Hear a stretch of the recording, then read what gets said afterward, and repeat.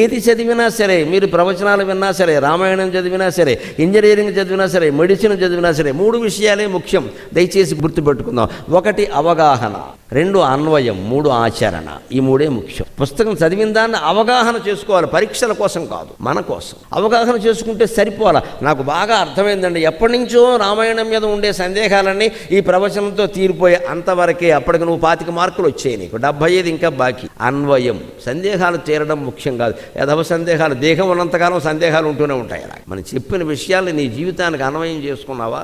మళ్ళీ ఇక్కడ తక్కువ మాట్లాడడం మంచిది, తక్కువ మాట్లాడడం మంచిది, ఇంటికి వెళ్ళగానే తక్కువ మాట్లాడడం గురించి 1 గంట ఉపన్యాసం ఇస్తే అలాగా అంటే నువ్వు అన్వయం చేసుకోవట్లా. అన్వయం వెంటనే జీవితానికి అన్వయం చేసుకో, వెంటనే ఆచరణలో పెట్టాం. నీ జీవితంలో ఎక్కడ సరే అవసరం లేకపోతే వదిలేయి, జీవితానికి అప్లై చేసుకుంటే ఇది మనకు పనికొస్తుందా కాదా, అవసరమా కాదా తెలుస్తుంది. ఆచరణలో పెట్టు. అవగాహన, అన్వయము, ఆచరణ 3 ఉంటే మన చదువు సార్థకం అవుతుంది. లేకపోతే అది వృధా.